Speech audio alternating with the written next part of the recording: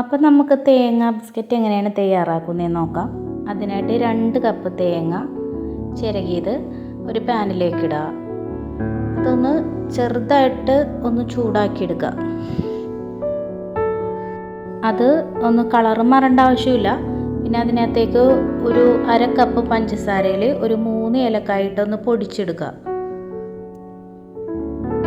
പൊടിച്ചെടുത്ത് മാറ്റി വെച്ചിട്ട് 1 കപ്പ് മൈദപ്പൊടി എടുത്ത് ഒരു ബൗളിലേക്ക് ഇടുക. അതിലേക്ക് ഇനി ആ പൊടിച്ചു വെച്ച പഞ്ചസാരയും കൂടി ഇട്ട് കൊടുക്കുക.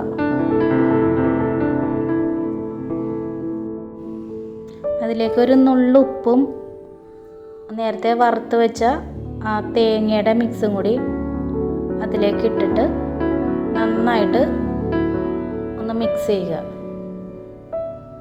കൈവച്ച് നന്നായിട്ട് മിക്സ് ചെയ്തിട്ട് അതിനകത്തേക്കൊരു 3 ടേബിൾ സ്പൂൺ വെള്ളം ഒഴിച്ചു കൊടുക്കുക. നന്നായിട്ട് കൈവച്ച് നന്നായിട്ട് മിക്സ് ചെയ്യുക. വേറെ വെള്ളം ഒന്നും ആവശ്യമില്ല, തേങ്ങയിൽ തന്നെ അത്യാവശ്യം വെള്ളമൊക്കെ ഉണ്ട്.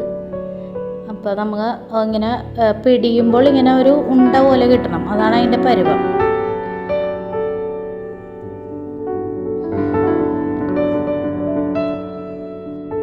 ഇതുപോലെ കുഴച്ചെടുത്തിട്ട് ഇനി അത് നമുക്ക് കൈവച്ച് നന്നായിട്ട് ബിസ്ക്കറ്റിൻ്റെ ഷേപ്പാക്കി എടുക്കാം.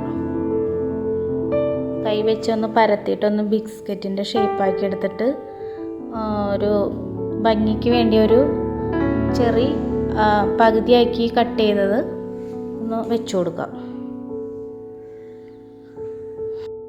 ഇനി എല്ലാം ഓരോന്നും ബിസ്ക്കറ്റിൻ്റെ ഷേപ്പാക്കി എടുത്ത് നടുക്ക് ചെറിയും വെച്ച് എല്ലാം പരത്തിയെടുക്കുക. ഇനി ഒരു പാൻ വെച്ച് വെളിച്ചെണ്ണ ഒഴിച്ച് മീഡിയം ഫ്ലെയിമിലായിരിക്കണം. അതിനുശേഷം അതിനകത്തേക്ക് എല്ലാം ഓരോന്നോരോന്നായിട്ട് ഒന്ന് തിരിച്ചും മറിച്ചൊക്കെ നന്നായിട്ട് ഫ്രൈ ചെയ്തെടുക്കുക.